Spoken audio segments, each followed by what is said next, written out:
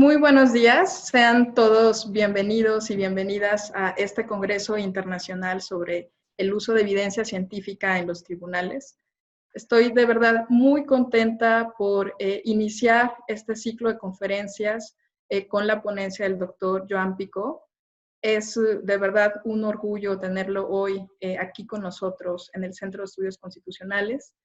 Pero también estoy muy contenta, muy emocionada por haber logrado reunir pues a todos los esfuerzos de la Suprema Corte. Está aquí el director del Instituto de la Judicatura Federal, Arturo Bárcena, el director de Casos de la Cultura, Héctor Paniagua, y por supuesto a nuestra ya institución aliada, que es la Universidad de Girona, con su representante de lujo, Carmen Vázquez.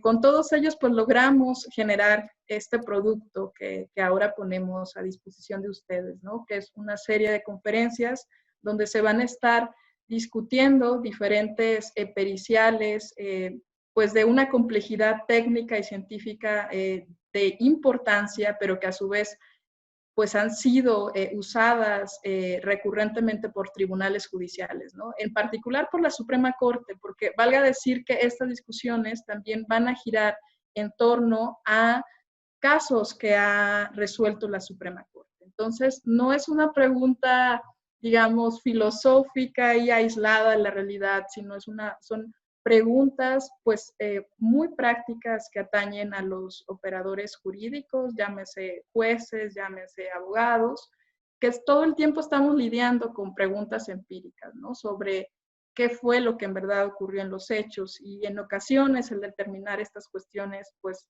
no es tan sencillo como acudir a una simple testimonial o acudir a un simple peritaje, sino que implica realmente evaluaciones pues de un carácter mucho más complejo. Entonces, esta interacción que a mí me parece fabulosa, maravillosa entre el derecho y la ciencia, pues es lo que estaremos discutiendo en estas sesiones durante varios meses. El Centro de Estudios Constitucionales realiza este evento, este Congreso Internacional cada año. Esta vez es su sexto congreso, pues por las dificultades de la pandemia no lo podemos realizar de forma presencial, pero yo creo que esto también nos brinda pues, la magnífica oportunidad de estar conectados todos, ¿no? Estamos reunidos aquí más de 7,500 personas, gracias a la plataforma de Casas de la Cultura Jurídica y gracias al esfuerzo de todas las instituciones aliadas. Por tanto, pues, aunque ofrece desventajas esta situación, estas circunstancias, pues también nos permite estar más cerca, aunque estamos más lejos, ¿no? Entonces, tenemos reunidos aquí, pues, a participantes de todo el país, que yo creo que es un lujo y yo creo que no podemos echar marcha atrás de esto. Creo que tenemos que seguir en la Suprema Corte con los esfuerzos de conectar a todas las partes del país con el conocimiento de avanzada en el derecho. Y pues también es la visión del ministro presidente, ¿no? Que este conocimiento, que estas discusiones, que estos debates, pues permeen en todo el país. Quiero también, bueno, mencionar que el uso de la evidencia científica, perdón, es un interés del Centro de Estudios Constitucionales, del que tengo el honor de dirigir. Hemos abierto una línea de investigación con este tema, donde estamos ya realizando pues, esfuerzos permanentes sobre la discusión de estos asuntos. Tenemos un seminario permanente de discusión, tenemos una publicación por venir también sobre el uso de la evidencia científica por la Suprema Corte. Y el 5 de octubre vamos a presentar nuestro cuaderno sobre el uso de la evidencia científica en la Suprema Corte, donde hacemos una recolección de los casos más importantes de la Suprema Corte, dando respuesta pues, a este tipo de preguntas de cómo se interrelaciona la ciencia con las decisiones judiciales. Finalmente, para ya dar voz a los demás participantes que me hacen el honor de inaugurar esta sesión, quisiera hacer un reconocimiento especial a Alejandra Rabasa, quien estuvo pues, en toda la parte de coordinación, tanto técnica como de contenidos, junto con Carmen Vázquez, y pues esperamos, estoy segura que este evento va a estar de lujo, y pues nada, los invito a que disfrutemos todas nuestras conferencias y a todos nuestros ponentes. Muchas gracias. Ahora, no sé, Arturo Bárcena, ¿quieres darnos unas palabras también de bienvenida? Muchas gracias, Ana María. Pues primero que nada, agradecer la invitación para estar en esta inauguración. Es un honor estar en este evento inaugural con una conferencia del doctor Joan Picó, a quien mucho admiramos y seguimos desde México, y con los demás compañeros y colegas que nos acompañan.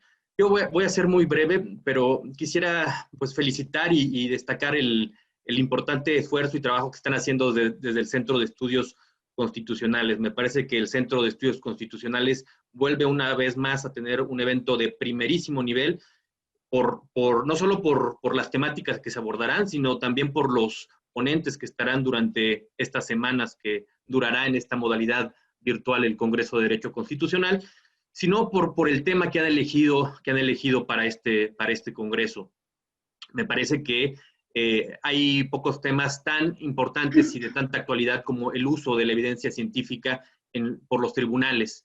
Y es evidente que este uso tiene desde luego una dimensión constitucional, el uso de la evidencia científica, porque obviamente cuando un juez resuelve una disputa tiene que esclarecer los hechos, y el esclarecimiento de esos hechos es un requisito indispensable para que se respeten los derechos humanos de las personas que están involucrados, ¿no? Entonces, esa es de entrada una dimensión constitucional que tiene el tema del esclarecimiento de los hechos, y sabemos además que la mejor forma de esclarecer los hechos que existe es recurrir a la evidencia científica disponible.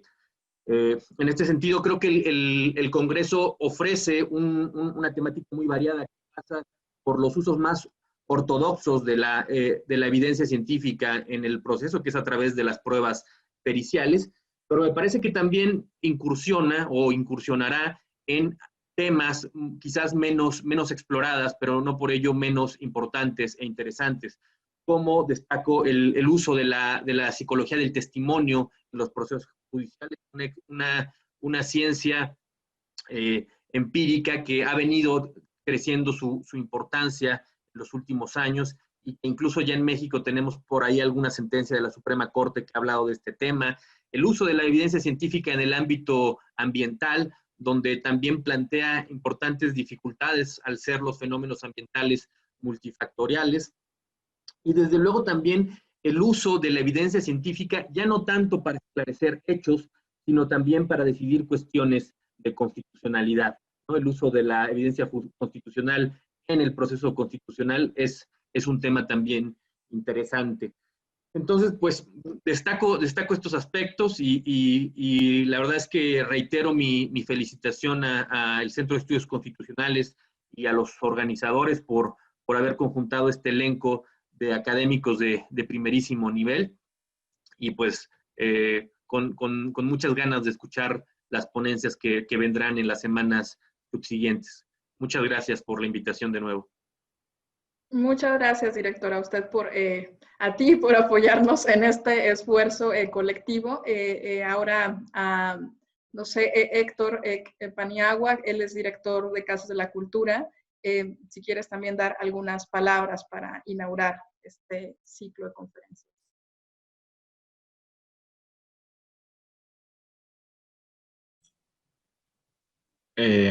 Sí me escuchan, ¿verdad? Ok. Buenos días a todas y a todos. Primeramente, yo quisiera agradecerte, Ana María, a ti como directora del Centro de Estudios Constitucionales, pues la invitación que nos hiciste a la Dirección General de Casas de la Cultura Jurídica, pues para participar en toda la logística de este congreso. Como bien comentaste, nosotros desarrollamos una plataforma que ha resultado muy útil y más en esta etapa que estamos viviendo todos de confinamiento, para pues poder llegar a muchísima más gente, ¿no? Tenemos una instrucción muy precisa del ministro presidente de que la Suprema Corte pues sea más cercana a las personas. Este evento creo yo que es una muestra de ello, ¿no? Arturo lo dijo muy bien sobre el contenido de este congreso. Me parece de la mayor relevancia. Los ponentes, tanto a nivel nacional o internacional, creo que son de muchísima valía, y va a ser un ejercicio muy enriquecedor para todos. Nosotros en la Dirección General de Casas hemos venido intentando transformar la manera en que se venía trabajando para generar una red todavía más grande a través de la cual pues nosotros podamos dar a conocer el trabajo que realiza la Suprema Corte de Justicia de la Nación y que las personas sientan ese poder judicial más cercano y que vean que los asuntos que atiende y que resuelve, pues de alguna manera tocan más o menos a la vida de las personas en su día a día, ¿no? Nosotros, a través de todas estas actividades, pues tenemos muy claro que queremos acercar cada vez más al Poder Judicial. Estamos convencidos de que este esfuerzo es muy valioso, este sexto congreso. No me enrollo más porque seguramente lo que la gente desea es escuchar a Joan. Discúlpame que te diga, Joan, no te conozco en persona, pero por Arturo Bárcena tengo muchas muy buenas referencias tuyas. Entonces, no digo nada más, agradecerte a ti y que cuenten con todo el apoyo y todos los recursos que tenemos nosotros en las casas de la cultura jurídica, pues para seguir colaborando, ¿no? Porque yo creo que queda más que claro que con la suma de estos esfuerzos pueden salir productos como este, que son muy valiosos y que dejan, o esperemos que deje a la Suprema Corte pues, muy en alto. Muchas gracias. Muchas gracias, Héctor. Pues sí, es que estamos aquí todos entre amigos. Perdonen que no seguimos como las formalidades típicas del Poder Judicial de la Federación, pero bueno, yo creo que la idea es el respeto el respeto y el cariño que nos tenemos pues es muy grande, ¿no? Entre todos nosotros. Y finalmente, pues quiero darle el uso de la voz a Carmen Vázquez de la Universidad de Girona. Pues ella ha estado pues realmente coordinando este esfuerzo, este congreso, y va a estar acompañando también a los primeros tres ponentes. Bueno, ya la presentaremos, pero pues, es casi estrella mundial, Carmen Vázquez, entonces ahí no digo más. Pero bueno, Carmen, de tu parte unas palabras de inauguración para posteriormente pues ya entrar con la conferencia del doctor. Muchas gracias. Muy buenos días en México. Buenas tardes desde Girona, desde España. En primer lugar, bueno, darles la más cordial bienvenida a todos y a todas las participantes en nombre de la Cátedra de Cultura Jurídica, que también como institución participa en este evento. Debo empezar también agradeciendo enormemente y al Centro de Estudios Constitucionales por esa mirada amplia del ámbito constitucional, en donde han estado trabajando en este tema sobre prueba pericial y tantos otros como el derecho familiar o el derecho privado, mostrando claramente que una visión amplia del derecho constitucional favorece a garantizar de una mejor manera pues, los derechos que nos otorga la Constitución, en este caso mexicana. Así que muchas gracias, Ana María, por estar dirigiendo el Centro de Estudios Constitucionales con esta mirada y dar espacio también a este tema, que en realidad es un tema de nuestro tiempo. El uso del conocimiento experto. El conocimiento experto está en todas partes y, por supuesto, en el proceso judicial, en la toma de decisiones judiciales, está muy presente. Así que agradezco enormemente al centro y a todas las instituciones que han colaborado en esto, haber apostado por el tema. También quiero agradecer muy personalmente a Alejandra Rabasa todo el trabajo que ha realizado para que este evento llegue a buen puerto, llegue a la pantalla, digamos así, de todos y todas los participantes. 7,000 inscritos, más de 7,000 inscritos, lo que muestra claramente el interés que existe en este tema. El conocimiento experto, desafortunadamente, muchas veces sigue siendo tratado con herramientas, digamos, del siglo pasado, con conocimientos y presupuestos que ya no se adaptan a la época actual. Y tenemos que analizar los juristas, reflexionar sobre cuál es la mejor manera de usar ese conocimiento para tomar las decisiones judiciales que afectan, desde luego, a la ciudadanía. Y ese es en parte el objetivo del evento. Es un evento, en mi opinión, muy rico porque es, digamos, un sincericidio por parte de la Corte Suprema, porque en él, como ya se adelantaba, vamos a analizar algunas de las sentencias más paradigmáticas que ha dictado nuestro más alto tribunal en esta materia.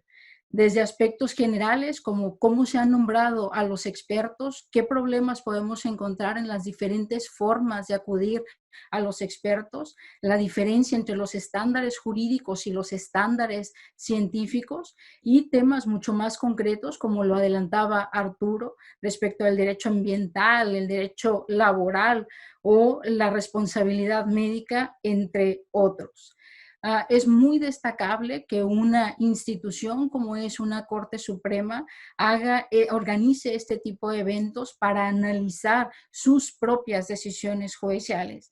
Y me parece que esto hay que ponerlo muy en alto por parte de no solo la organización del evento, sino también a nivel institucional.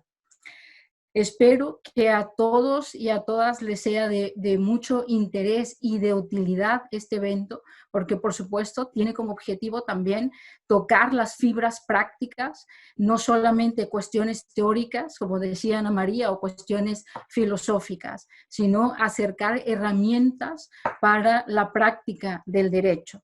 Y bueno, nos estaremos viendo todos estos días en este congreso que se va a alargar por 2 meses.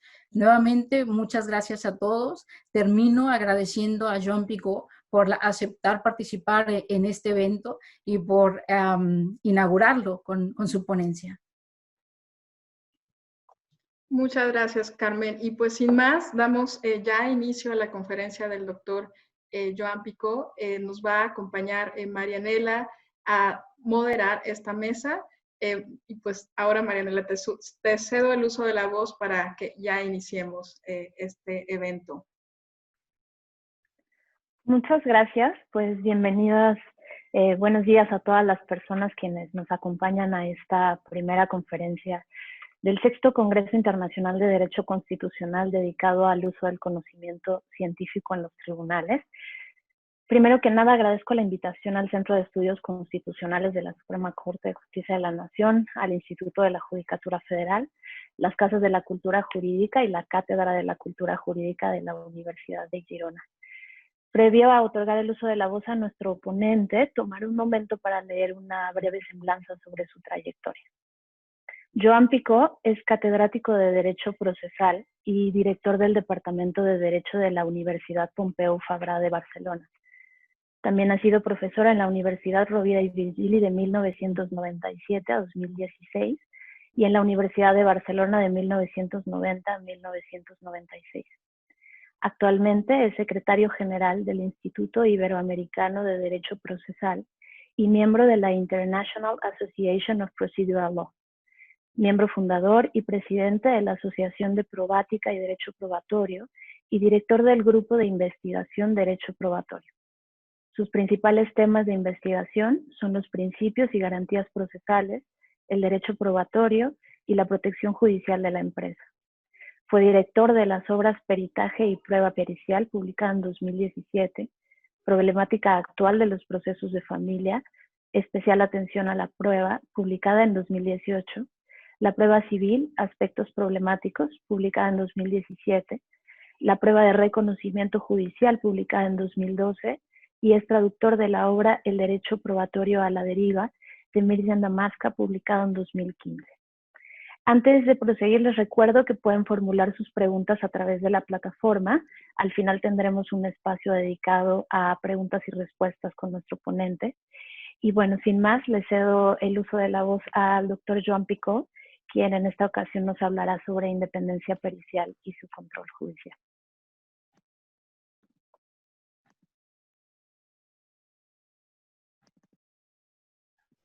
Muy bien. Buenos días a todos. Espero que se oiga con nitidez la voz. Si no me dicen nada, es que efectivamente me estáis escuchando. No veo caras de espanto, así que la presentación de PowerPoint funciona bien, que a veces no es fácil. Bien, muy buenos días a todos. Es de persona educada y sincera agradecer la amable invitación que me cursó en su día la querida compañera y profesora Carmen Vázquez para participar en este magno evento. Agradecimiento que obviamente hago extensivo a todas las instituciones organizadoras, al Centro de Estudios Constitucionales, a Casas de la Cultura Jurídica, al Instituto de la Judicatura Federal y también, como no, a la Cátedra de Cultura Jurídica de la Universitat de Girona. Antes de seguir, quiero acordarme de todas aquellas personas aquí en España y ahí en México que lo están pasando mal debido al COVID y algunas de las cuales estoy seguro que nos estarán siguiendo online. Espero que pronto os recuperéis y que volváis rápidamente a la normalidad y que esto del COVID ha sido un mal sueño que nos ha durado pues unos cuantos meses, mucho más de lo que quisiéramos. Bien, en el tiempo que tengo asignado os voy a hablar de un tema de gran actualidad hasta el extremo de que la independencia pericial fue uno de los temas generales del Congreso Mundial de Derecho Procesal que se celebró en Japón hace pocos meses y respecto de la cual tuve la fortuna de preparar la ponencia general.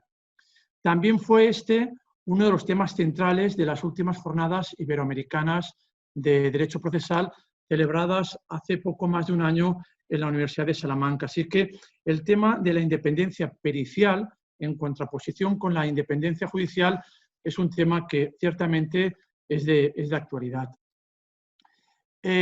El tema nuclear de mi intervención va a consistir en resolver este enunciado. ¿Quién controla al perito?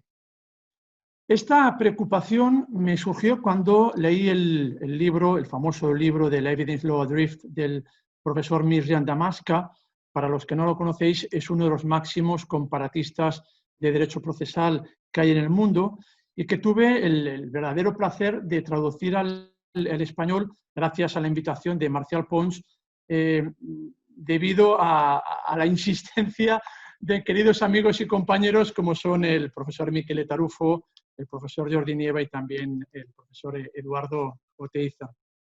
En esta obra, el profesor Damasca critica los tres pilares sobre los que se asienta el derecho probatorio en los Estados Unidos de Norteamérica, de ahí el nombre de A la deriva, porque es una crítica a estos principios, y con referencia a la relación que tiene que haber entre el juez y el perito, justo al final del libro, ahí tenéis en el epílogo, y pensando en el futuro, se formula esta pregunta que tenéis aquí. Es la última página del libro del Evidence Law Adrift. Esto es, ¿se está convirtiendo el servidor aparente del juez, esto es, el perito, en el amo oculto del juez? Esta es la pregunta que cierra el libro de Mirjam Damasca y que, provocó el que buscase el momento para poder centrarme en el tema de la independencia pericial. Mirjam Damasca parte de un hecho constatable y es el que cuando realmente es necesario un dictamen pericial, el juez está muy limitado en el enjuiciamiento de los hechos, al menos el de los hechos científicos, técnicos o especializados, y suele acudir casi irreflexiblemente a lo que le dice el perito en su dictamen, porque él no tiene los mismos conocimientos técnicos que tiene el perito. Y la cuestión es si la falta de independencia del perito indirectamente incide sobre la independencia del juez, que podrá estar actuando aún inconscientemente, aún sin saberlo, bajo la intervención espuria de poderes externos, en este caso los poderes del conocimiento del perito. Para responder al interrogante que os he planteado antes y que lo veis al principio de mi presentación, debemos ser conscientes de que al hablar de la independencia pericial estamos hablando de su libertad. Y respecto de la libertad del perito, al igual que sucede con la del juez, es necesario distinguir dos conceptos, porque si no, no podré seguir en mi explicación. Uno es la independencia y la otra es su imparcialidad. Como sabéis perfectamente, la independencia guarda relación con su libertad externa, con referencia al resto de poderes del Estado, a los poderes fácticos, a los poderes económicos, y en consecuencia la independencia es un concepto extraprocesal. Se tiene o no se tiene al margen de un concreto proceso, tanto la independencia del juez como la independencia del perito. En cambio, la imparcialidad guarda relación con la libertad del juez respecto de las partes o bien del objeto del proceso. Se habla por esto de una libertad interna y en consecuencia ahora sí estamos ante un concepto intraprocesal. De estos dos conceptos me voy a centrar en este de aquí, en el de la independencia, que es el título de mi intervención. La imparcialidad del perito no voy a entrar en ella, salvo en los supuestos estrictamente necesarios. Este planteamiento de diferenciar la independencia de la imparcialidad la encontramos en la jurisprudencia del Tribunal Europeo de Derechos Humanos y buen ejemplo de ello lo constituye el reciente y último manual sobre derecho europeo relativo al acceso a la justicia que ha elaborado el Consejo de Europa y el propio Tribunal Europeo de Derechos Humanos. Bien, hecha esta matización de conceptos entre independencia e imparcialidad, me voy a centrar, como os digo, en la idea de la independencia para plantear y resolver 4 interrogantes. Únicamente voy a plantear y resolver los siguientes 4 interrogantes. El primero de estos 4 interrogantes es el que tenéis aquí. ¿Es posible trasladar el concepto de independencia del juez al perito? Primera pregunta. Para responder a esta pregunta, creo que debemos partir de 3 ideas básicas. La primera es que la independencia solo se prevé en los instrumentos internacionales de protección de derechos humanos con referencia a los jueces, no a los peritos. Nos guste o no nos guste, tanto el Convenio Europeo de Derechos Humanos, como la Declaración Universal de Derechos Humanos, como el Pacto Internacional de Derechos Civiles y Políticos, como la Convención Americana sobre Derechos Humanos, referencian la independencia solo a los jueces, no a los peritos. Primera idea. La segunda idea es que los peritos no son jueces, ni son funcionarios al servicio de la Administración de Justicia. Al menos no lo son en aquellos países donde se admiten los dictámenes periciales de parte. Segunda idea. Tercera idea. Que no sean independientes no significa que deban actuar con imparcialidad y, de hecho, se prevén los clásicos mecanismos de protección de la imparcialidad tanto del juez por descontado, como del perito, como son la recusación y las tachas. La recusación la tenéis prevista perfectamente en vuestro artículo 351 del Código de Procedimientos Civiles para el Distrito Federal, pero en España, por ejemplo, se prevé las tachas. Se prevé este mecanismo, las tachas, para denunciar la falta de imparcialidad de los peritos de parte. Partiendo de estas simples 3 ideas, debemos formularnos el segundo interrogante. ¿Significa de lo que os he dicho hasta ahora que no es exigible la independencia en los peritos? Bueno, la respuesta es tan rápida como rotunda. ¿Significa que no es exigible la independencia de los peritos? Evidentemente que no significa esto. Esto es, sí es exigible la independencia del perito. Y para argumentar o para dar fuerza a lo que os acabo de decir, al menos hay 3 argumentos en los que sostendré la respuesta tan rotunda a este segundo interrogante. En primer lugar, hay un argumento lógico. El perito solo está sometido a su lex artis, esto es, a la objetividad de su dictamen. Este es el único deber que tiene el perito y es lo que realmente garantiza su verdadera independencia. los ordenamientos jurídicos comparados, todos, y cuando digo todos es realmente todos, exigen que el perito, al elaborar su dictamen, actúe con objetividad en su parecer, en su opinión. Y por objetividad se entiende el estar sometido solo a la lex artis y no a la presión ni de nadie, ni tan solo a la presión del juez, ni de nada que no sea la lex artis. Podríamos hacer el símil de que, al igual que el juez está sometido solo al imperio de la ley, y esto es lo que garantiza la independencia del juez, el perito solo debe estar sometido al imperio de su lex artis, lo que también garantiza su independencia. En segundo lugar, hay otro argumento, un argumento jurídico para exigir la independencia del perito. Y es entender que el perito, en la medida en que actúa como calidad o actúa como auxiliar del juez, en la medida en que está actuando como tal, está sujeto a la misma garantía de independencia del juez.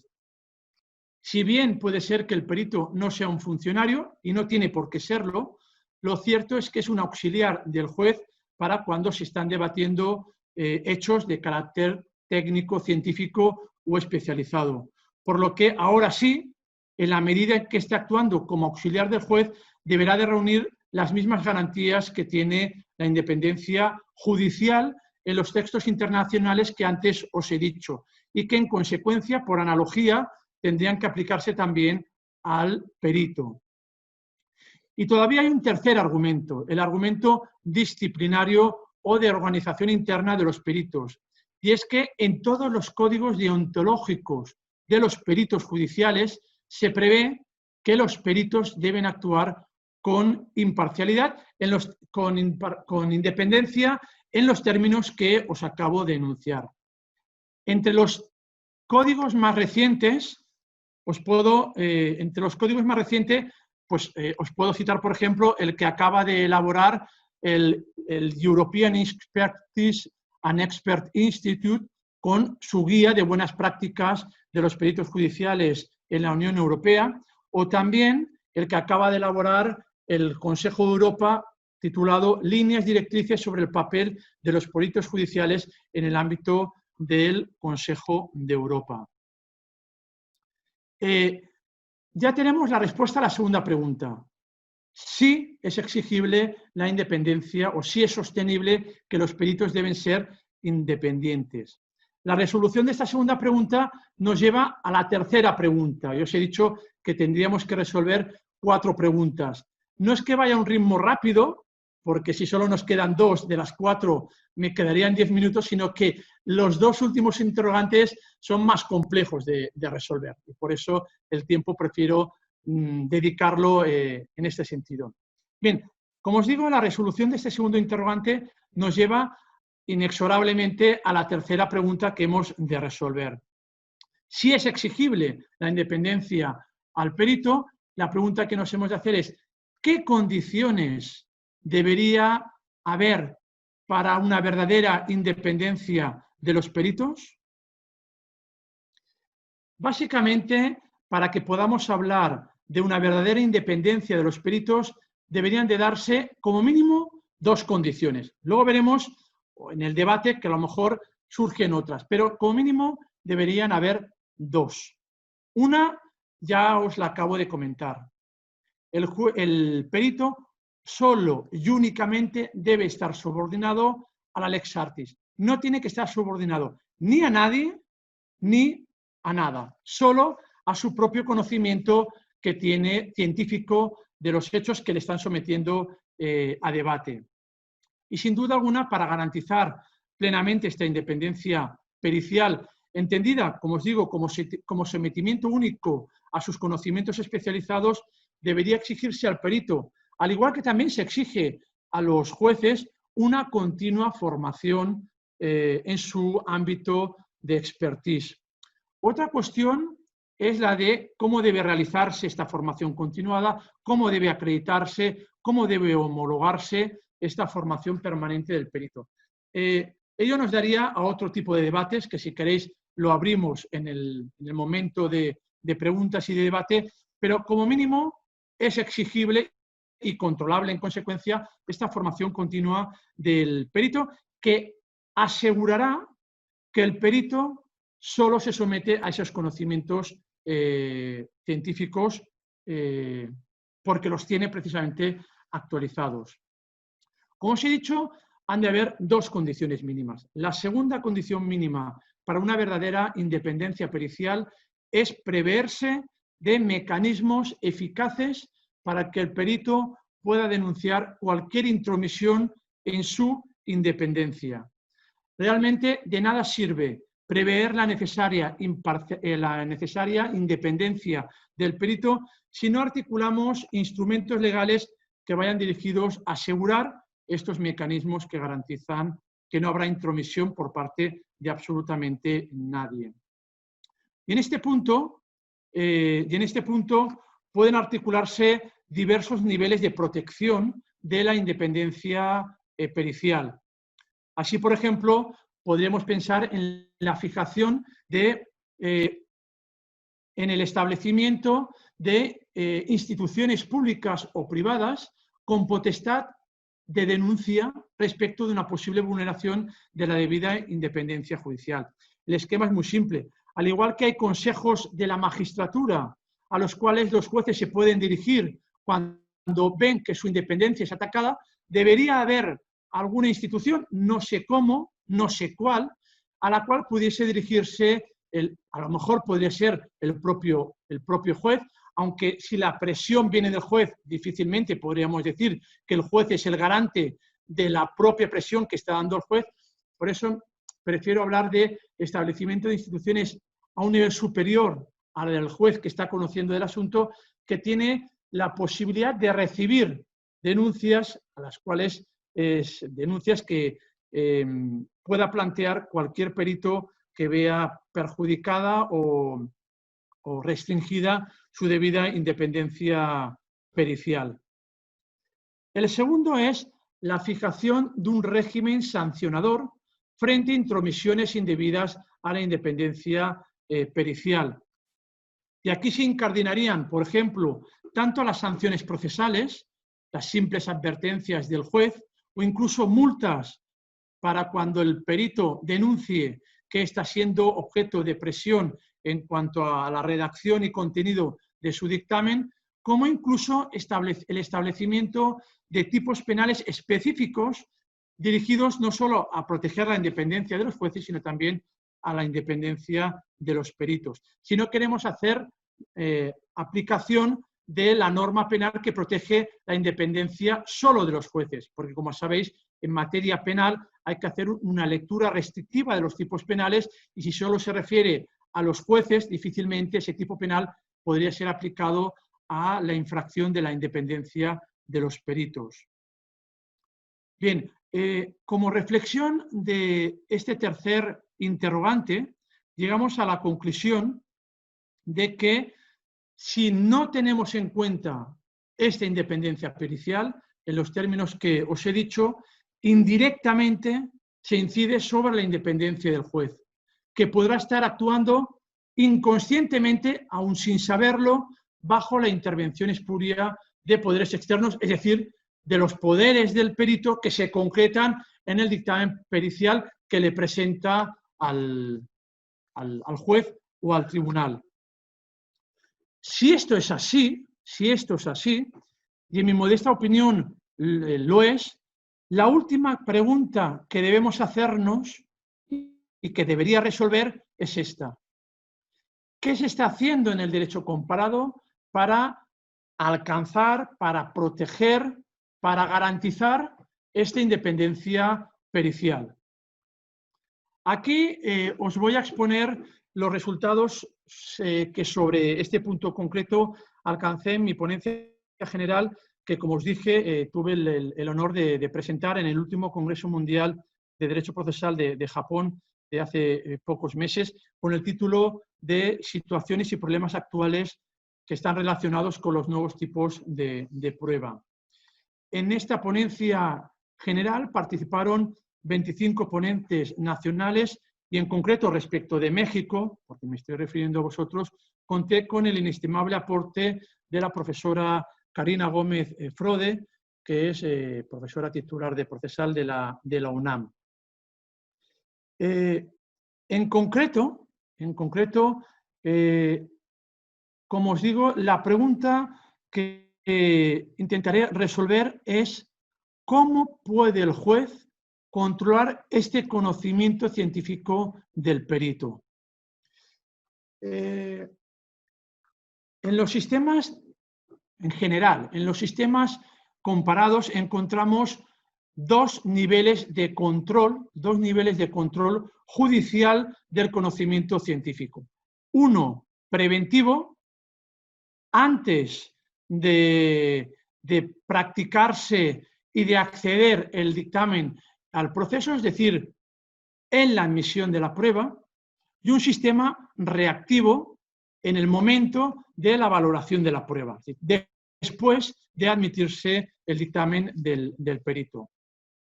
Dentro del sistema preventivo encontramos diferentes formas de controlar, como os digo, antes de la admisión del dictamen del perito, la concurrencia de determinados requisitos que van dirigidos a asegurar la mayor calidad o la mayor excelencia de la información técnica que puede recibir el juez a través del dictamen del perito. En general, dentro de este sistema preventivo hay dos modos de garantizarlo, uno amplio y otro restrictivo.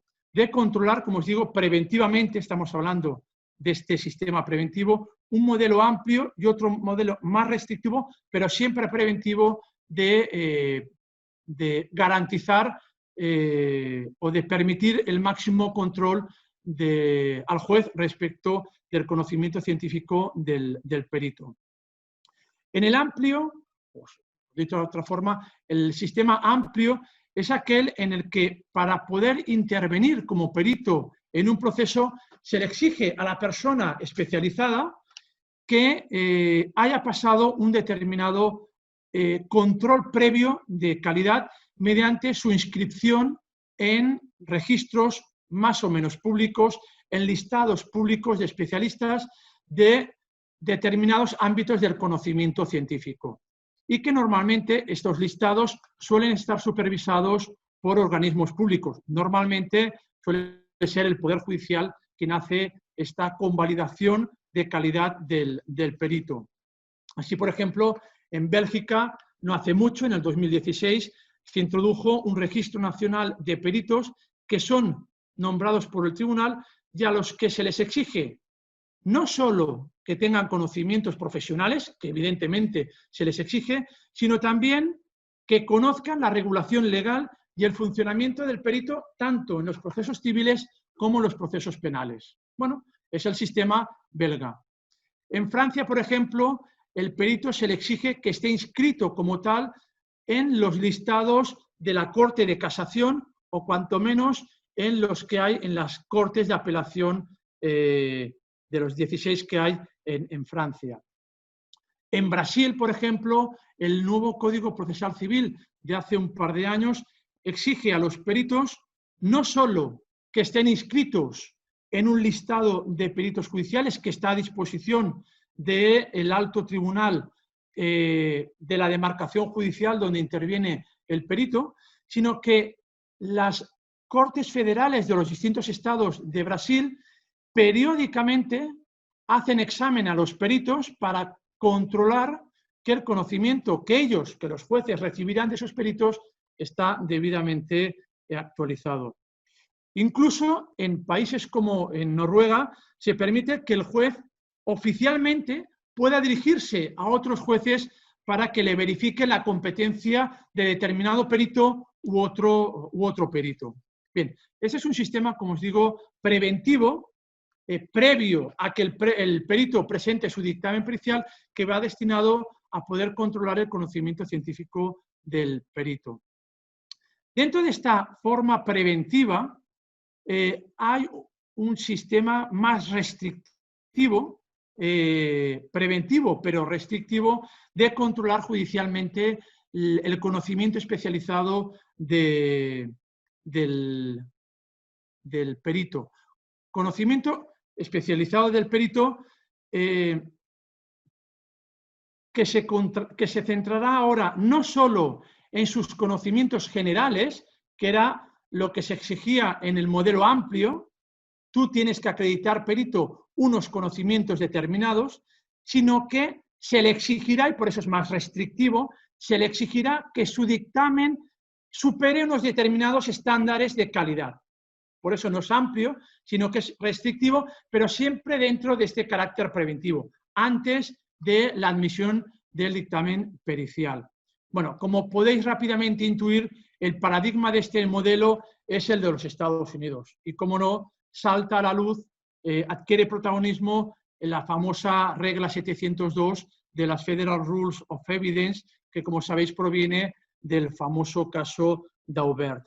En este caso, se va a exigir a los peritos no solo que tengan una calidad en sentido general, amplio, como os he dicho aquí, sino que el dictamen supere determinados estándares de calidad, que su dictamen esté basado en datos o hechos contrastables, que su opinión sea el producto de principios y métodos fiables, avalados por un determinado conocimiento concreto de la ciencia en la cual el perito está haciendo su dictamen. Tendrá que verificar que ha aplicado correctamente estos principios y métodos. Hay una serie de requisitos que si no se superan, no va a poder pasar la fase de admisión del dictamen pericial. Bien, obviamente en Estados Unidos lo que se pretende es que el juez evite la máxima contaminación al jurado, que es el que va a tener que valorar las pruebas. Y por eso el juez, el presidente del Tribunal de Jurado, evita, como si fuese un verdadero guardameta, un portero, un gatekeeper, la contaminación del jurado. Podríamos pensar que esto sucede solo en modelos de common law, en modelos donde adquiere protagonismo el jurado. Puede que sea así, luego veremos que no. En Inglaterra es un modelo típico del common law que no ha adoptado este modelo preventivo, sino que utiliza el reactivo, pero sí que es cierto que hay determinados países de civil law en los que se están acogiendo estas formas de regular preventivamente el acceso del conocimiento científico al proceso. Y en este caso, el paradigma lo encontramos en Colombia. El nuevo Código General del Proceso, de Colombia de hace 3 años, prevé, no es que sea una copia de la regla 702 de las Federal Rules of Evidence norteamericana, pero guarda mucha conexión. Os evito la lectura de precepto de Colombia, pero ahí se exige que el perito acredite cuántas publicaciones ha hecho sobre esa determinada materia, si esas publicaciones están indexadas en Scopus o en Journal Citation Report, qué métodos ha aplicado y qué ámbito de la ciencia acoge esos métodos, avala esos métodos para él poder hacer su dictamen pericial. Toda esta cantinela nos suena mucho del modelo preventivo norteamericano. Bien, como veis, no solo el common law está pensando o está articulando sistemas preventivos, sino también hay países del civil law que lo están preveyendo. Bien, en otros países, en muchos países, casi en un alarde de irresponsabilidad mía, diría que la mayoría de los países, porque no es una cuestión de número ni de tamaño, sino de validez lógica de ambos sistemas, la mayoría de los países, como os digo, adopta un sistema reactivo. Aquí la verdad es que los juicios de admisión de los dictámenes periciales son mucho menos estrictos. Los hay, pero son muy light, son muy soft, son muy suaves. Solo se acude a criterios de relevancia, pertinencia, utilidad, estándares o conceptos que unen la necesidad del dictamen pericial con el objeto litigioso. Pero esto es muy simple. Solo con que razonemos que para resolver la cuestión litigiosa es necesario un conocimiento científico, ya se admitiría el dictamen, sería relevante, sería pertinente, sería útil. Cada país cambia el nombre. En Italia hablarían de la pertinencia de la prueba, en España se hablaría en Italia se hablaría de la relevancia de la prueba, en España se hablaría de la pertinencia de la prueba. Bueno, en el fondo son los mismos conceptos, pero se deja el control judicial de fondo del contenido del dictamen para un momento posterior. Por eso aquí os pongo después, es reactivo, para un momento posterior del dictamen pericial. Aquel momento en el que el dictamen pericial se somete y todo el material probatorio se somete a la crítica del juez. Esto es el momento de dictar sentencia.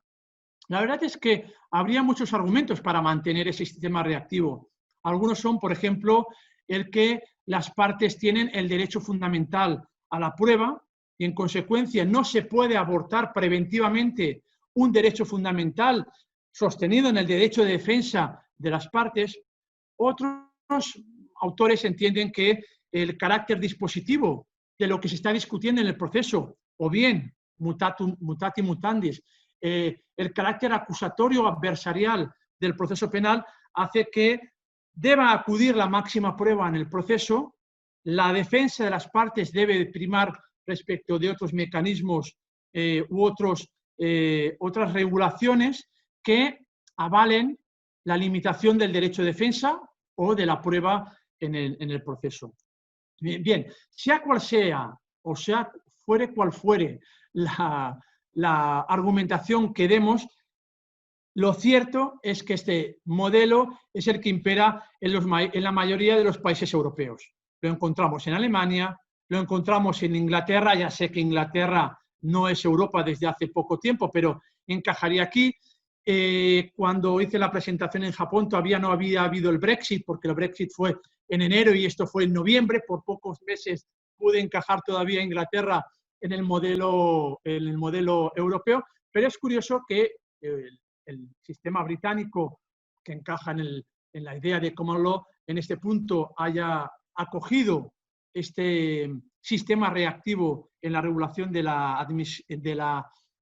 admisión, el sistema reactivo de controlar el conocimiento científico del juez. Evidentemente lo encontramos también en España, en Italia, en Portugal. La verdad es que en la mayoría de los países europeos, en la órbita del civil law, lo encontramos. Pero también lo encontramos en la mayoría de los países del ámbito iberoamericano. Lo encontramos, como no, en Argentina, en Chile y también lo encontramos en México, este sistema. Bien, en definitiva, en este sistema reactivo del que os estoy hablando, se confía en la capacidad intelectual del juez para discernir lo bueno de lo malo, de los distintos dictámenes periciales.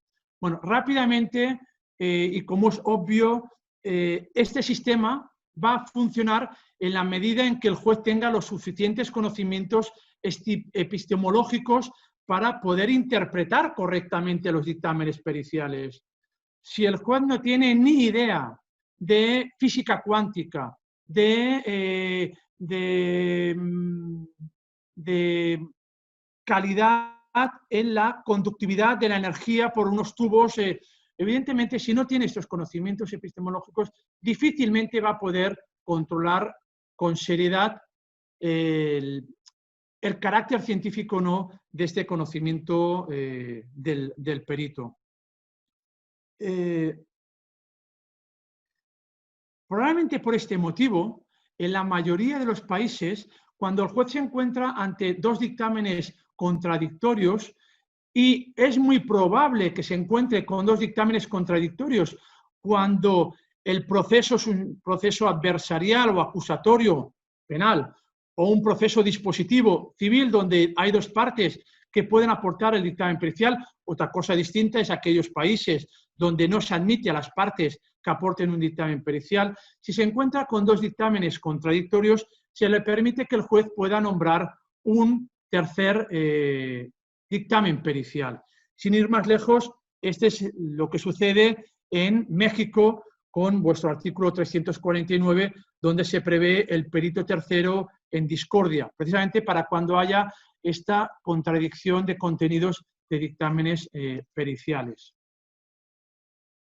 Por último, deciros, veo que me quedan 8 minutos, por último deciros que al margen de estos dos sistemas, el sistema preventivo y el sistema reactivo que os acabo de describir de la forma más clara y sencilla, voy a decir, pero no quiero tampoco devaluar el contenido de lo que os acabo de decir. Bien, al margen de estos dos sistemas, el preventivo y el reactivo, la verdad es que hay otros mecanismos que facilitan el control judicial del dictamen pericial. Otros mecanismos. Por ejemplo, uno es la contradicción del dictamen pericial no ya por el abogado de las partes, sino por el perito de la parte contraria. Y aquí se prevén careos entre los diversos peritos, como lo podría haber el careo entre los diversos testigos cuando los testigos están diciendo cuestiones contradictorias, o entre las partes cuando las partes están diciendo cuestiones contradictorias. Y esto lo encontramos el careo en Inglaterra, en la nueva regulación de 1999 de las reglas del proceso civil británico, y también lo encontramos en España con la regulación de la prueba pericial. También para garantizar al máximo el control de los dictámenes privados de las partes, hay ordenamientos jurídicos que permiten al juez nombrar peritos que les auxilien para valorar los dictámenes que han aportado las partes y que sean una especie de auxiliar para que les descodifique, entre comillas, todo el contenido técnico-científico que hay en los dictámenes periciales. Esto, sin ir más lejos, lo encontramos en Alemania, en la mayoría de los países. Vendría a ser ese tercer dictamen pericial que os comentaba antes, en Alemania, en China, en Hungría, en Perú, también en México, en la medida en que lo configuremos así el perito tercero en discordia que os he comentado antes. Es muy original lo que sucede en Noruega. Ahí se permite que el juez pueda elegir un perito que formará parte, que integrará al propio órgano jurisdiccional. Vendría a ser como un juez ad hoc que auxiliará, pero dentro de la estructura judicial, la falta de los conocimientos científicos que pueda tener el perito. Y en consecuencia, dentro de la propia decisión judicial va a intervenir el perito como una especie, entre comillas, de juez ad hoc para estos conocimientos científicos. La verdad es que el sistema noruego me pareció, este mecanismo que encontré en Noruega, me pareció curioso y por eso os lo destaco. Finalmente, en estos 4 minutos que me queda, quería destacaros que sea cual sea, no me importa cuál, sea cual sea el sistema de control judicial que se realice sobre estos dictámenes periciales, en todos, y cuando digo en todos, es en todos los ordenamientos procesales del mundo, se prevén expresamente, yo diría que como no podría ser de otro modo, que el juez pueda preguntar al perito, y una de las cuestiones, o muchas de las cuestiones que puede preguntarle, hace referencia a la obtención de muestras, al método, a las fuentes científicas que ha utilizado, con lo cual el juez puede actuar, y a la no necesidad de que el juez esté obligado por este conocimiento científico del perito. Dos ideas que van unidas. El juez puede preguntar al perito y el juez será libre para valorar motivadamente, razonadamente, dentro de los conceptos genéricos de las reglas de la sana crítica, etcétera, etcétera. No voy a entrar en ello porque he visto que hay otras ponencias sobre estándares de valoración de la prueba. En consecuencia, no voy a entrar aquí. Pero es verdad que en todos los países la valoración no es de carácter tasado. Bien, rectifico lo que os he dicho. Esto lo encontramos en todos los países, excepto lo que sucede en Taiwán. Me diréis vosotros, bueno, Taiwán, ahora rápidamente buscaréis el mapa mundi. Bueno, Taiwán es una de las potencias del mundo hablando en Producto Interior Bruto, no estamos hablando, nos cae muy lejos en el mapa mundi, evidentemente en la órbita europea. Probablemente si preguntase a mi madre, mamá, ¿dónde está Taiwán? No me lo colocaría en el mapa, una pequeña isla que se independizó hace poco de China, y sucedía más o menos lo mismo en América. Pero en Taiwán, que es un país lo suficientemente serio, prevén unos contratos privados procesales. Y os digo esto porque está de moda Brasil, Francia, ya no estoy hablando de Taiwán, Brasil, hace poco el nuevo Código Procesal Civil brasileño de hace un año y medio prevé los contratos procesales, prevé los negocios jurídicos procesales. Francia ya los tiene desde hace una década, permiten que en los contratos, en el contrato de compraventa, de arrendamientos, en los contratos se puedan pactar determinadas cláusulas procesales. Y en concreto en Taiwán ha adquirido cierta estabilidad, y de hecho el ponente de Taiwán trajo jurisprudencia de la Corte Suprema de Taiwán, donde se habla de los contratos de declaración de peritos. Y este es el rótulo: contratos de declaración de peritos, en los que las partes, para decirlo a la llana, se someten a lo que un perito determine y obligan al juez a que tenga, por cierto, ese conocimiento científico que ha determinado el perito. Vendría a ser una especie de resolución, entre comillas, arbitral en este conocimiento, en este ámbito del conocimiento científico, que vincula al juez, con lo cual romperíamos la idea de que el juez es libre para valorar la prueba. Bueno, en mi modesta opinión, y lo digo en serio, en mi modesta opinión, Taiwán dirá lo que quiera, pero me parece que el modelo de Taiwán no es nada más que una hipertrofia del carácter indisponible del proceso, que diría, sin ruborizarme, que atenta a la verdadera función del juez, por lo que sencillamente no estoy para nada de acuerdo con estos pactos probatorios en materia de prueba pericial. Probablemente tampoco lo esté en muchos de los pactos negociales procesales, pero en este con mayor motivo, por la sencilla razón de que la actividad probatoria, el destinatario de la actividad probatoria no son las partes, sino el juez, y en consecuencia limitar el valor de las pruebas significaría limitar la función jurisdiccional que única y exclusivamente se atribuye a los jueces. Bueno, señores, ha sido un placer estar con todos vosotros. Lo único que me queda es agradecer vuestra atención. Ahí tenéis mi dirección de email para todo lo que estiméis oportuno. Nada más, y me someto a las preguntas que estiméis pertinentes.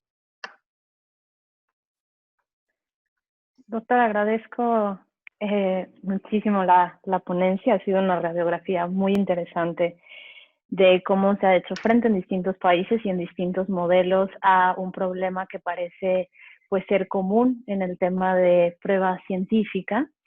Me dirijo inmediatamente al tema de las preguntas. Tenemos muchísimas preguntas disponibles para usted. Sin embargo, le haré de inicio dos que son compuestas, entonces me parece que podrían dar lugar a lo mejor a una respuesta un poco más extendida, y con posterioridad espero podamos irnos de 3 en 3 hasta que nos dé el tiempo, tratando de exponer la mayoría de preguntas posibles.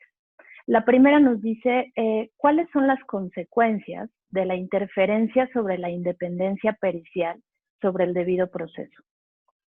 Y cuando vienen del propio juez, ¿debería anularse todo el proceso? La segunda pregunta inicia dándole las gracias por la conferencia y nos formula la siguiente interrogante. ¿Cree que fortalecería la independencia pericial si los peritos pertenecieran al Poder Judicial y se eligieran al azar dentro de sus campos de especialidad? Complementa diciendo, ¿Ayudaría legislar, la homologación de trabajos y costos de los peritos para evitar competencias desleales y presiones? Esas serían las primeras dos, que son 4 en realidad. Bueno, pues Joan, prepárate, vaya preguntas. Probablemente te las contestaría mejor la profesora Carmen Vázquez, que centró su magnífica tesis sobre el tema. Bueno, respondiendo a bote pronto y en la medida en que son preguntas, y aunque no os lo creáis, no son preguntas preparadas, sino que son preguntas que tengo conocimiento ahora mismo. Bueno, vamos por orden. Primero, consecuencias de la infracción del conocimiento científico que pueda hacer el perito en su dictamen pericial y cómo esto podría repercutir en el debido proceso. Bueno, en el debido proceso, en el ámbito, en la terminología latinoamericana, en la tutela judicial efectiva, en la efectividad de la tutela judicial en el ámbito quizá más europeo y español. Bueno, evidentemente la consecuencia es brutal, es directa. En la medida en que el conocimiento científico que transmite el perito cale o se transmite al juez y el juez no sea capaz de detectar esta mala calidad del conocimiento científico, estaremos condenando a una sentencia injusta o a una sentencia que probablemente será más injusta si no hubiese habido esta filtración del conocimiento imperfecto, indebido del perito. Con lo cual, evidentemente, hay una relación estrecha entre aportación o introducción de conocimiento pseudocientífico y calidad de la sentencia que pueda dictar el juez. ¿Qué consecuencias tendría si se constata esa mala calidad del dictamen pericial en el proceso? Bueno, todo depende de los sistemas que os he dicho. Si es un sistema preventivo, pues el juez ve el dictamen pericial, entiende que no supera los estándares de calidad que os he enunciado antes, los de Estados Unidos, los de Colombia, etcétera, y ya lo elimina. Con lo cual, aquí el conocimiento no ha introducido. Mayores problemas se plantea cuando el conocimiento ha ingresado en el ámbito del proceso y el juez lo entra a valorar en el momento final, cuando va a dictar su sentencia. Evidentemente, el juez se estará contaminando de aquellos conocimientos científicos respecto de los cuales él no debería tener acceso, porque precisamente no son o no superan los estándares de calidad. En este punto podríamos articular muchas soluciones. Una radical, en la medida en que el juez ha tenido contacto con conocimientos científicos respecto de los cuales no debería tener conocimiento, se ve perjudicada su imparcialidad. Aquí sí que entra en escena la imparcialidad porque ya estamos hablando dentro del proceso. Y dentro del proceso, el contacto del juez con las partes o el objeto litigioso, y tendrá contacto con el objeto litigioso a través del dictamen pericial, podríamos decir que se ha manchado la debida imparcialidad subjetiva del juez y, en consecuencia, debería de ir el conocimiento o la resolución de esa causa a un juez que no ha tenido acceso a ese dictamen pericial, para que un nuevo juez, ya no contaminado, dicte la sentencia. Esta es una solución, por ejemplo, que se da para los casos de la prueba ilícita. En los casos en que ingresa, ahora no estaríamos hablando de una prueba ilícita, pero estaríamos hablando de una prueba que puede contaminar el debido enjuiciamiento por parte del juez, como contamina también una prueba ilícita el debido enjuiciamiento que ha de tener el juez. Sería aplicarle la misma sanción. Bueno, me parece que esta es una solución muy radical. En España no se admite. En Alemania, para los que tengan interés, tengo un trabajo sobre la imparcialidad de los jueces por contacto directo con pruebas ilícitas. En Alemania existe la contaminación en este punto y podría buscarse la solución por este lado, pero yo os digo que, por lo que me consta, ni en Sudamérica ni en España esta sería la solución. ¿Cuál sería la solución? Bueno, la solución pasaría por la motivación de la sentencia. Es verdad, me podrías decir rápidamente, Joan, pero ¿qué tipo de motivación si el conocimiento científico del juez está limitado por la propia esencia de este carácter científico del conocimiento? El juez no tiene esos conocimientos científicos. Podrá detectar que el perito no ha hecho bien su trabajo. Lo podrá detectar. Máxime si hay el contraste entre dos dictámenes periciales. Pero si no tiene una buena formación epistemológica con cursos de formación en materia psicológica, médica, bueno, es muy complicado que el juez pueda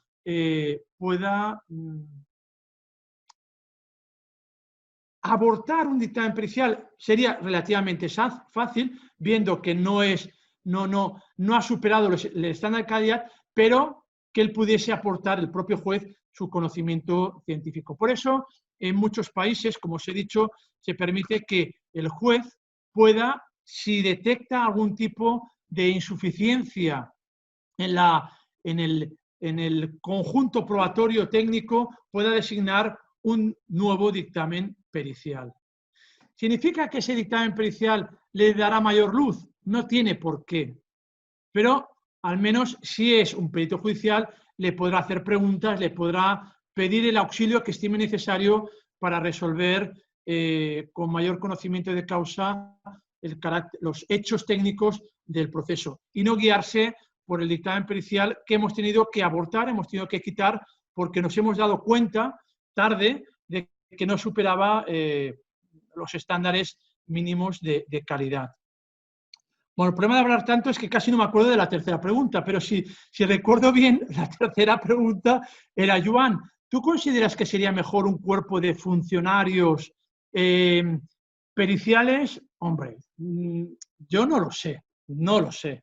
Yo no sé si esto de la funcionalización de cuerpos de todo es muy complicado, porque el ámbito de conocimientos hay algunos muy estándares, muy conocidos. La medicina, pero dentro de la medicina no es lo mismo la oftalmología que la cardiología, que la pediatría, que la traumatología, que la neurología. Y haremos un cuerpo de funcionarios para que me evalúen si el que se ha muerto por el implante del corazón ha sido porque ha habido una mala praxis del médico o porque el STEM el error era de la propia casa que te ha aportado este alargamiento de la arteria, o es un problema del hospital o del médico, y buscaremos un funcionario. Es muy complicado. La verdad es que se ha intentado buscar la solución en los distintos países.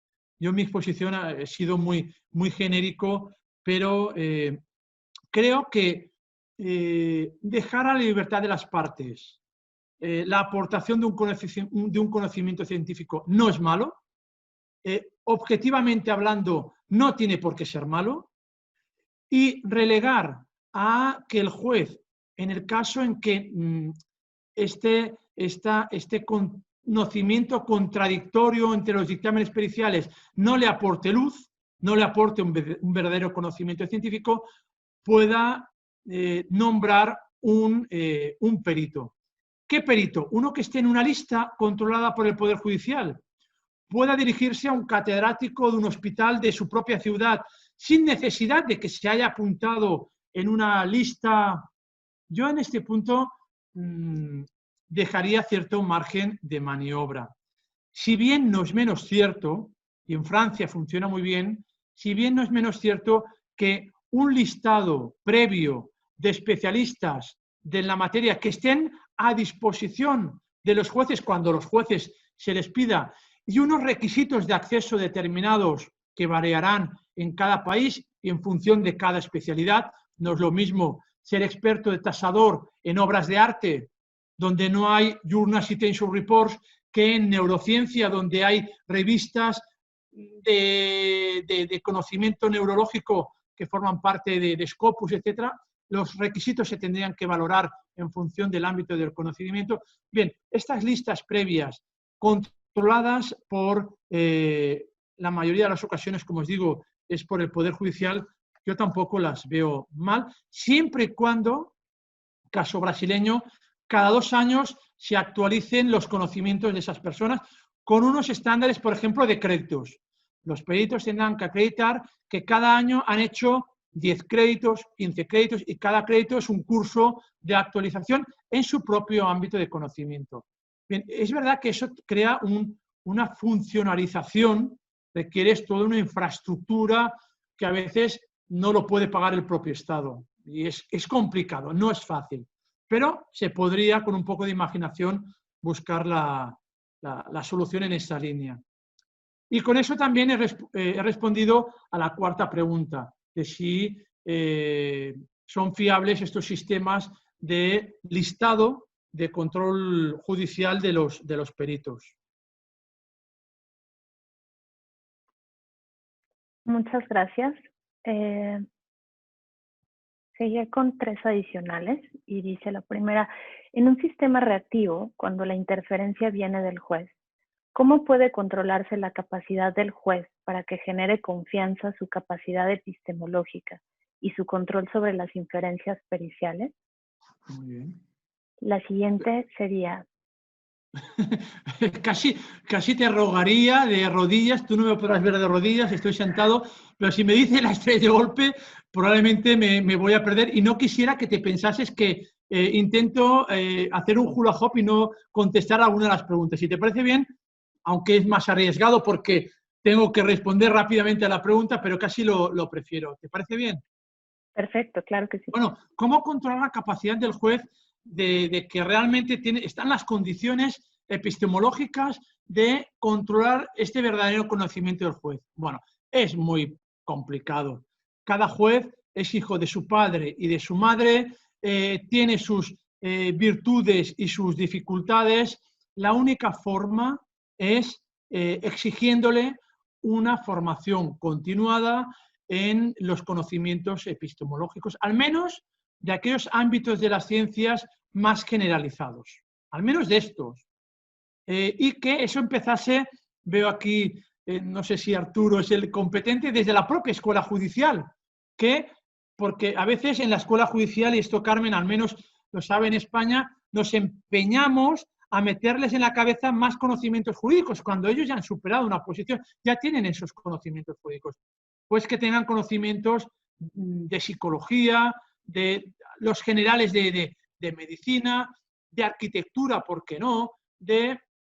Y a través de esto, con el tiempo, poder ampliar este pozo de conocimiento técnico que tengan los jueces. Con lo cual, ¿cómo lo podemos controlar? Pues es muy complicado, porque cada juez hará lo que quiera. En la medida en que exijamos este conocimiento actualizado, mayor será la probabilidad de que el juez, este concreto juez, tenga más capacidad de reacción para controlar la calidad científica del dictamen pericial. Bueno, espero haberte contestado a la primera pregunta. Venga, vamos a la segunda. Muy bien. ¿Cómo podemos trasladar la garantía de independencia de los jueces a los peritos de parte que no tienen ningún control previo sobre su lex artis? Bien, bien. Aquí la pregunta también es interesante. Yo diría que la independencia judicial, la independencia pericial es exigible al margen de que el perito sea un perito de parte o sea un perito judicial, siempre y cuando reúnan esas 2 condiciones mínimas que os he dicho, que las tiene que reunir cualquier perito, sea un perito de parte o un perito judicial. Si os acordáis, la primera condición era el sometimiento único y exclusivo a la lex artis. Y eso, evidentemente, se va a concretar en el contenido del dictamen pericial. Y, en segundo lugar, en el establecimiento de mecanismos, hemos visto que hay muchos mecanismos externos e internos de control de la no injerencia de poderes externos en el ámbito del perito. Me parece extremadamente curioso que, por ejemplo, en España, cuando se están enjuiciando delitos económicos, el perito que intervenga sea un inspector de Hacienda, cuando el inspector de Hacienda depende del Estado y el Estado, evidentemente, tendrá un interés, a través del órgano de acusación, máximo en recuperar aquello que presuntamente ha defraudado este acusado. Probablemente en España, si aplicásemos todo lo que os he dicho, no superaríamos el estándar de independencia pericial. Porque faltaría este segundo... Eso no significa que el dictamen que pueda hacer ese inspector de Hacienda sea perfecto. A lo mejor lo es. Y a lo mejor ha aplicado toda su lex artis. Y probablemente lo haya hecho. Yo no estoy juzgando la bondad o maldad del perito. Pero, al igual que la imparcialidad que se tiene que respetar y garantizar siempre, la independencia del perito de parte también tiene que garantizarse mediante estos dos mecanismos. Por ejemplo, que se garantiza la lex artis sería mirando el contenido del dictamen, y el segundo, la parte podrá utilizar un dictamen, pero solo de un experto que esté apuntado en esa lista que consta en la Corte de Apelación o la Corte Suprema. Ese es un dictamen privado de parte que supera la segunda condición, la de que está apuntado, controlado, supervisado por un control del Poder Judicial, y el razonamiento propio del contenido del dictamen nos llevará a que solo se ha sometido a la lex artis. Por lo cual, no veo que sea incompatible que el perito sea de parte con que le sea exigible la independencia pericial. Perdonad un segundo. Me acuerdo que en el plenario, cuando tuve ocasión de exponer lo que os estoy diciendo en Japón, tomó la palabra el profesor Richard Marcus. Richard Marcus es el catedrático de Derecho Probatorio en la Hastings Law de California. Me dijo: Joan, está muy bien todo lo que estás diciendo de la independencia judicial, pero en Estados Unidos olvídate de esto. En Estados Unidos todos los peritos son dependientes, dependen de la parte que les paga, los honorarios, faltaría más. Con lo cual, exigirle este tipo de independencia está fuera de la mentalidad del sistema norteamericano. Bueno, yo le contesté que me parece muy bien su opinión, pero que sea el que esté preponderantemente siendo utilizado en Estados Unidos no le da de mayor certeza o mayor validez. Evidentemente, y tampoco el hecho de que el perito, y aquí Carmen también podría darme una lección, que el perito sea de parte no empaña ni entorpece que lo que él hace sea perfectamente válido, pensando en estándares de calidad científica del dictamen pericial. Probablemente detrás de esto hay bastantes prejuicios al respecto. Pero bueno, es verdad que un perito de parte, su imparcialidad puede verse comprometida en el momento en que actúa en el proceso, y antes del proceso, pues es verdad que parece que estemos hablando de una quimera, el de la independencia pericial del perito. Espero haberte contestado. ¿Y la tercera? Iríamos por esa última, si me parece bien. Se abordó el tema de que existen países que practican exámenes constantes a peritos desde la judicatura. ¿Cómo puede asegurarse la independencia pericial apegada a la naturaleza de su ciencia si el tribunal evaluado es quien dicta un sumario a partir del cual practica los exámenes de conocimiento al perito? ¿No se corre el riesgo de que el tribunal evaluador imponga una línea de investigación determinada, atentando ahí contra la independencia pericial? Bien, probablemente me habré explicado mal. Y ahí tendríamos que entrar con mayor conocimiento de causa, y ya os digo que yo ahora en este momento no lo tengo, ver qué sistemas de control judicial se prevén en las Cortes de Apelación y en la Corte de Casación para permitir que alguien ingrese en estas listas o para permitir que quien ha ingresado siga manteniéndose en esta lista. Pero creo no equivocarme al deciros que el control no es tanto de conocimientos específicos del perito, sino de conocimientos generales del perito. Se tendrá que acreditar que tú has participado en determinados seminarios, tú has publicado en determinadas revistas, tú formas parte de determinadas asociaciones de profesionales de ese conocimiento que se pueden pactar, por ejemplo, pues una academia una academia nacional, o si es un estado federal, pues de las academias de los distintos estados federales. Lo que se limita en el Poder Judicial es solo controlar este conocimiento, podemos decir, periférico o general, pero no un conocimiento específico, porque entonces sí que, como apunta la que ha hecho la pregunta, estemos sesgando el apartamiento de determinados peritos que no nos gustan porque tienen un conocimiento científico de los hechos que a nosotros, tribunal, no nos gusta. Por ejemplo, podría decirse los negacionistas, podría decirse que no llevar, no sé cómo lo decís en México, nosotros llamamos mascarilla, en Argentina, mi prima es argentina y llama barbijo, la verdad es que no sé cómo le llamáis vosotros, ¿me lo podéis decir?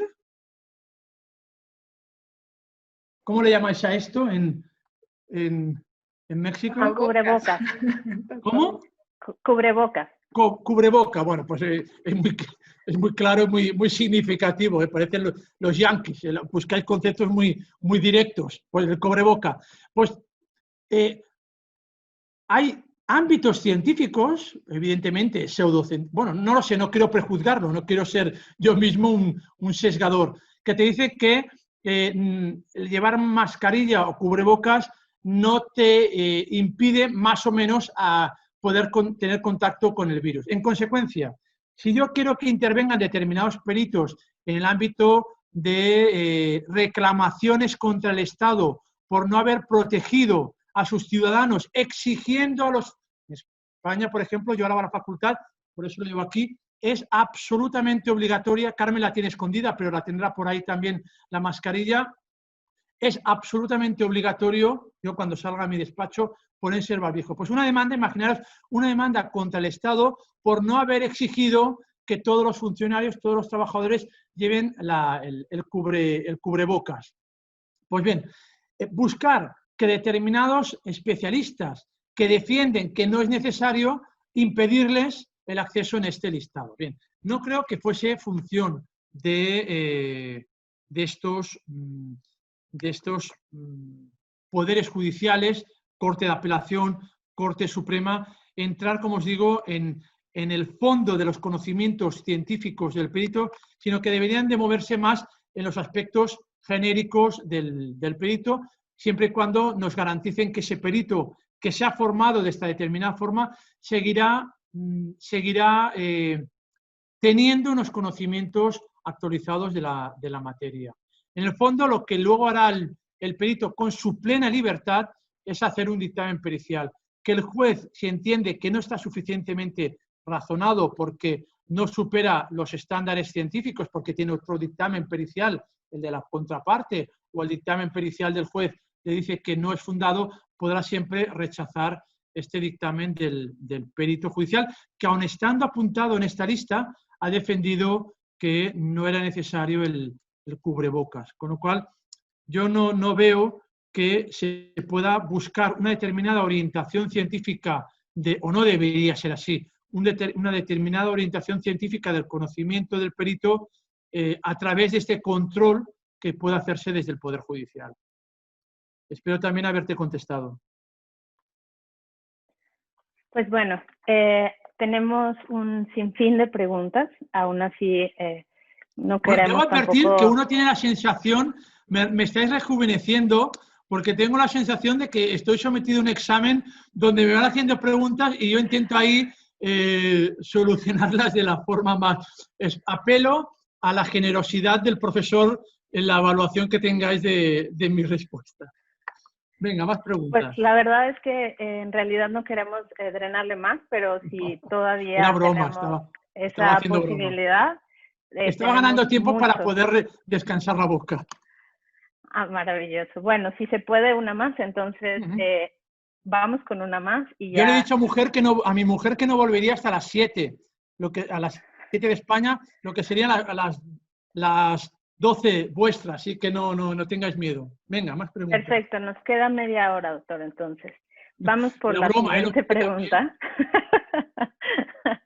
Que dice, ¿está usted familiarizado con la figura del científico forense en México? Esta figura podría ser una solución para asegurar la independencia del perito en el sistema penal mexicano, justo como el juez con conocimientos científicos en el sistema noruego. Bueno, obviamente, como no podía ser de otro modo, y me quedo tranquilo, no puedo conocer la regulación de todos los países. Me he mirado vuestra regulación en lo que he considerado que sería interesante para mi presentación, pero evidentemente no conozco la figura del científico forense. Me puedo imaginar de qué estamos hablando. Estamos hablando de un cuerpo de forenses para temas de control de calidad de estupefacientes, para temas de balística, para temas de ADN. Puedo imaginarme que estáis pensando en esto. En España sí que hay un cuerpo de médicos forenses o de especialistas forenses, no de peritos forenses, como tal no hay un cuerpo, pero sí que hay determinados especialistas en el ámbito público, de institutos públicos, que han superado los estándares de calidad que podríamos decir que son suficientes y que avalan para que estos científicos forenses puedan intervenir en el proceso auxiliando al juez, como sucede con el juez ad hoc en Noruega.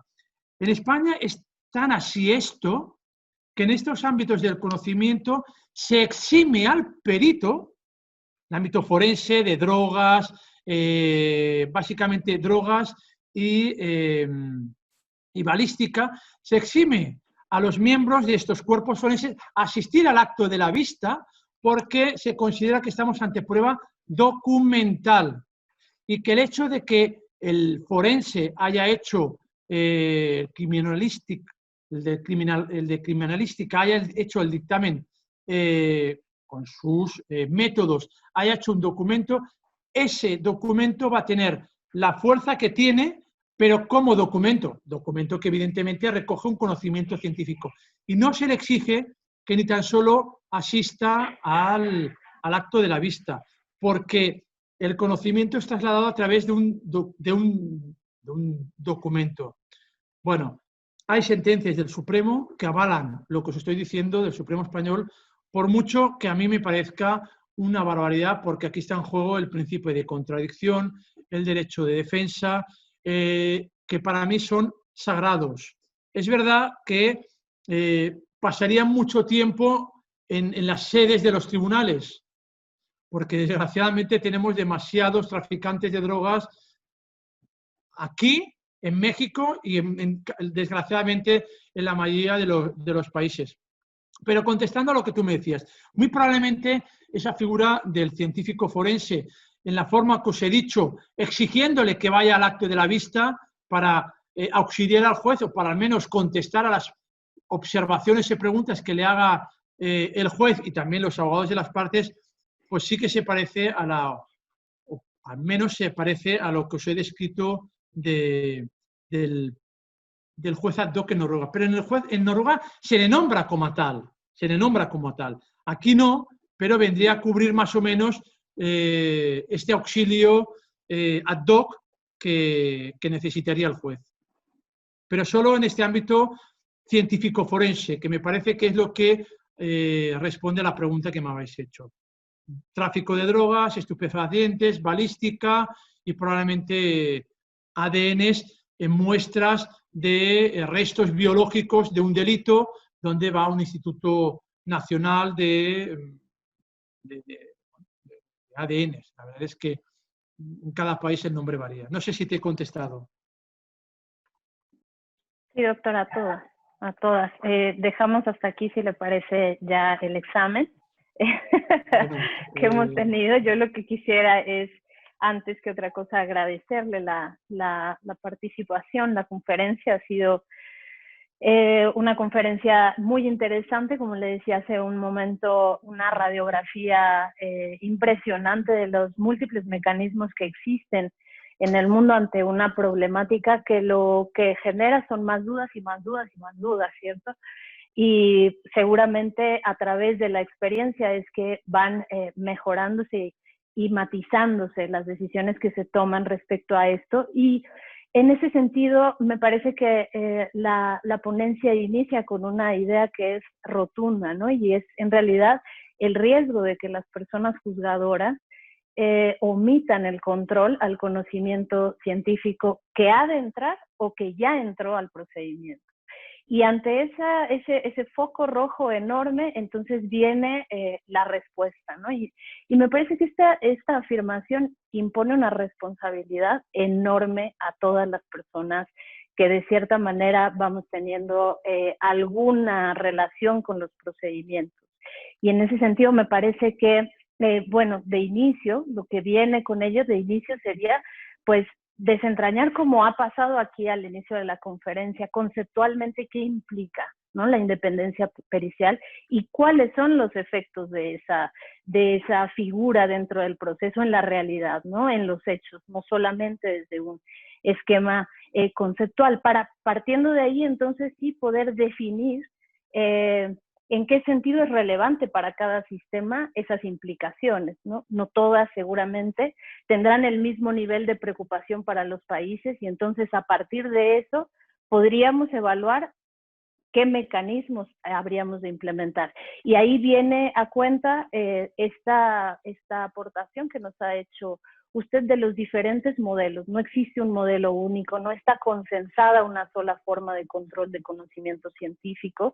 Seguramente hay intuiciones comunes dentro de estos mecanismos, pero es interesante saber que existen hasta ahora y se están probando diferentes formas de atajar una problemática que tendría un final seguramente tan desafortunado. Y como última parte, me parece, de esta definición de tal vez el mecanismo, viene entonces el tema de qué habilidades tendríamos que desarrollar a partir del mecanismo que hemos decidido tomar, ¿no? Y qué habilidades me refiero a las personas juzgadoras, a las personas que se desempeñan como peritas y peritos en los juicios, a las personas que litigan esos juicios, y entonces viene de ese mecanismo un espectro enorme de responsabilidad. Agradezco que queden todas estas preguntas al aire y que se ponga el foco de atención en algo que, pues bueno, es de gran actualidad, pero parecería que es nuevo, ¿no? Que es algo de lo que se está hablando apenas cuando, híjole, cuando vemos este tipo de charlas, nos preguntamos qué ha pasado en todo este tiempo que hemos estado resolviendo, ¿no? Y que además las pruebas periciales han ido cobrando o tienen un nivel como si fuesen pruebas que prácticamente están respaldadas por la ciencia sí o sí, ¿no? Y por lo tanto, entonces tienen un valor casi a priori. Y de pronto nos sentamos a la mesa, escuchamos estas reflexiones y no sé ustedes, pero sí, de pronto llega este pasmo tremendo de, bueno, cómo hemos estado trabajando hasta ahora. Pero lo bueno es tener estas preguntas, lo bueno es tener personas que nos vayan respondiendo y marcando la ruta en este tipo de reflexiones. Y pues sin más, agradeciendo de nueva cuenta la participación de todas y todos ustedes, el espacio que nos han abierto desde la Suprema Corte, el Instituto de la Judicatura y en colaboración con la Universidad de Girona. Y quisiera recordarles nada más que mañana tendríamos la segunda sesión, que está titulada Igualdad de Partes y Prueba Pericial. La imparte el doctor Eduardo Oteiza y modera la doctora Carmen Vázquez. Pues sin más, les agradezco su participación y el espacio. Hasta pronto.